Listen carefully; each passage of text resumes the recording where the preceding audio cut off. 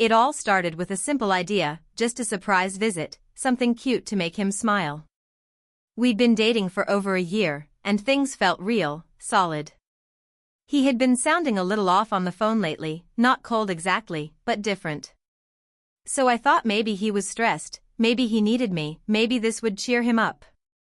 I booked a ticket, packed an overnight bag, and decided to show up unannounced at his apartment. I even stopped on the way to grab his favorite coffee and a small gift, a framed photo of us from our last trip. I wanted it to be special. I didn't expect it to become a memory I'd never forget, for all the wrong reasons. As I got closer to his place, my heart was racing, but in a good way. You know that feeling when you're about to do something romantic? That innocent excitement, like you're about to be the reason behind someone's best day. I imagined the look on his face when he'd open the door and see me standing there. But what actually happened?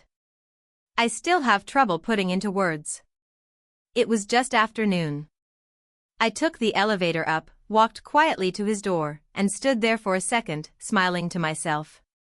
I didn't want to ring the bell, thought it would be cuter to just knock. And so I did. A soft knock. Then a pause. I heard movement inside. Footsteps. The sound of someone laughing, but it wasn't his laugh. The door creaked open, just a few inches. And there she was. I didn't know who she was, but the first thing I noticed, before I could even say anything, was what she was wearing.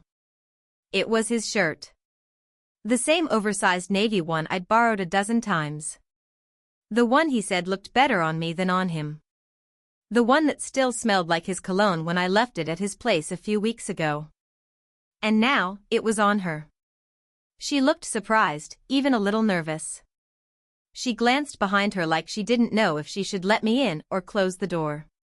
My hand went cold around the coffee cup. I froze. I didn't say a word. I couldn't.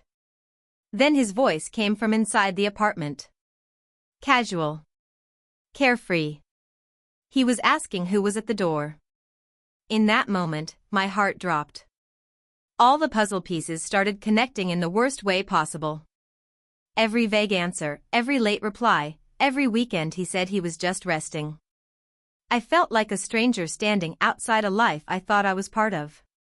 And before I could say anything, before he even knew I was there, she slammed the door shut. What happened next? That's where everything truly fell apart. Because sometimes, the real heartbreak doesn't come from what you see, it comes from what you never expected to feel. I stood there, completely still, as the sound of the door locking echoed in my ears. It felt like the world just paused.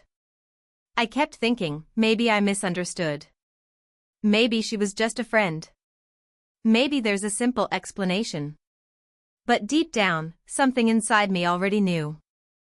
I could feel it in my chest, that tight, heavy feeling that doesn't leave even when you try to reason it away. I backed up slowly, trying to breathe, but everything felt surreal. The coffee cup was still in my hand, now cold and useless.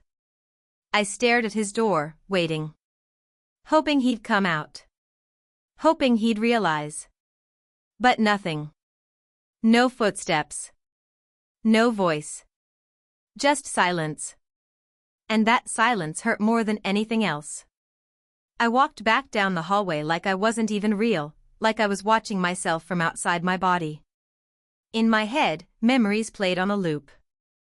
All the times he told me he missed me. The night he called me beautiful when I wasn't even wearing makeup. The way he used to hold my hand like he never wanted to let go. I started questioning everything. Was any of it real?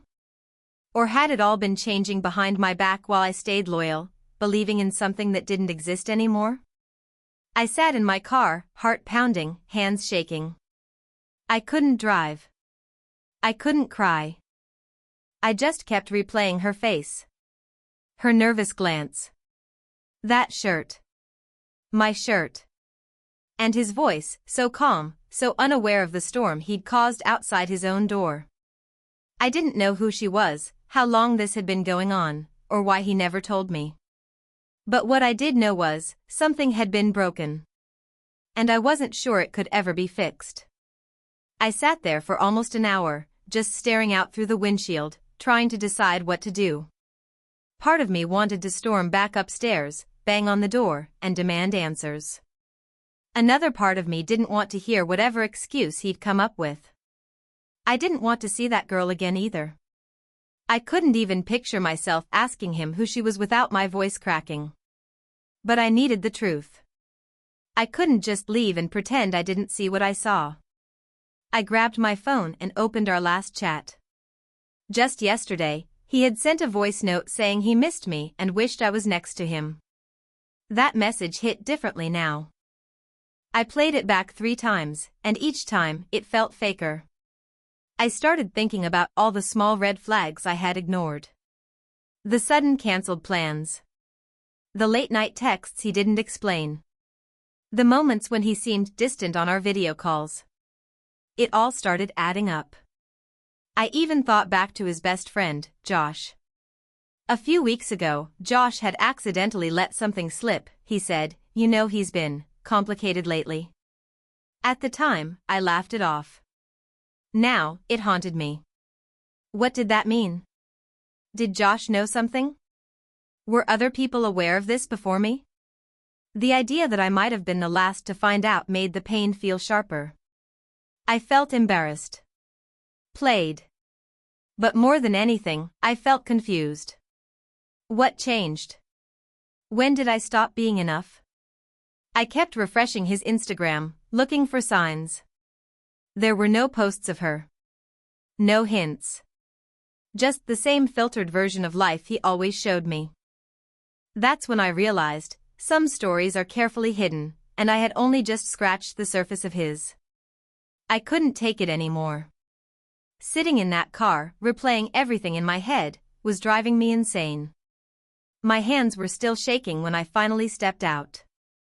I didn't have a plan, I just knew I needed to look him in the eyes. Not through a screen, not through a memory, but face to face. I needed to hear the truth from his mouth, no matter how much it would hurt. I walked back to the building, heart pounding like a drum. My legs felt heavy, like each step was a battle between hope and heartbreak. When I reached his floor, the hallway felt colder than before. Quieter too. I stood in front of his door for a long second, staring at it like it might suddenly open on its own. Then I raised my hand and knocked, this time, louder. Firm. No more cute surprises. No more guessing. The door opened slowly. It wasn't her this time. It was him. The look on his face when he saw me, pure shock. Not the happy kind, not the "I can't believe you're here" kind. It was the look of someone caught. Someone who had been living 2 lives and just had them collide at the worst possible moment. He didn't say anything at first. Just stared at me, frozen in place. Behind him, the apartment looked normal, except for the soft sound of someone moving in the other room. I opened my mouth to speak, but nothing came out. I had a million questions, but I couldn't even start.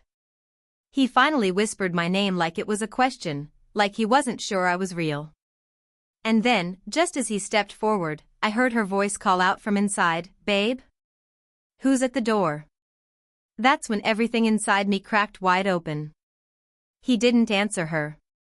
He just stood there, staring at me like he was hoping I'd turn around and pretend this never happened. My chest was tight, my throat burning. I waited for him to say something, anything, but all he managed was a weak, "It's not what it looks like." That one sentence, the most cliché excuse in every heartbreak story, made my stomach turn. I almost laughed at how unreal it all felt. I stepped past him into the apartment without asking. He didn't try to stop me. My eyes scanned the room quickly, same couch, same blanket I gave him folded neatly over the armrest. But now, a pair of unfamiliar shoes sat near the entrance, and a mug that wasn't his rested on the coffee table. It was clear someone else had made herself at home here. Before he could explain, she walked into the living room. Her hair was still wet, like she'd just showered. She stopped when she saw me, eyes widening, realizing who I was. She didn't look angry. She looked confused. Then she said something that made everything worse. Wait, you're his ex, right? Ex? I turned to him, my heart pounding louder than ever. Is that what you told her? That I'm your ex? My voice cracked despite how hard I tried to stay calm. He didn't answer. He looked down, ashamed. She looked between us, putting the pieces together in real time. Hold on, you said you broke up months ago. That's when it hit me. He had told her we were done. Months ago. While I was still calling him every night, sending him care packages, planning our future, he had been living another truth. He hadn't just lied to me. He had lied to both of us. She backed away slowly, like the air in the room had suddenly turned toxic. I didn't know. I swear, she said to me. I believed her. You could see it all over her face. This wasn't the first time he had twisted the truth. And just when I thought things couldn't feel more surreal, her phone buzzed. She looked down at it, and her face changed. Pale. Distant. She showed me the screen, her hand trembling. A message from another girl. It read, so. Did he finally tell you about me too? Silence fell over the room like a heavy curtain. None of us knew what to say. He stood there between us, pale and stiff, as if time had frozen. The girl, her name was Emily, I would later learn, just kept staring at that message on her phone. The words were like a thunderclap. Did he finally tell you about me too? That one sentence confirmed everything. This wasn't just a love triangle. It was a web of lies, and we'd only uncovered one corner of it. I turned to him slowly, searching his face for any sign of remorse. How many girls? I asked, barely able to get the words out. He opened his mouth, but no answer came. Just that same haunted look in his eyes. That was all the confirmation I needed. Emily walked past him, picked up her bag, and looked at me. I'm done, she said quietly. You don't have to explain. I get it now. She didn't even glance at him as she walked out. The door clicked shut behind her like a final line drawn in the sand. He sat down on the edge of the couch, burying his face in his hands. I never meant for any of this, he mumbled.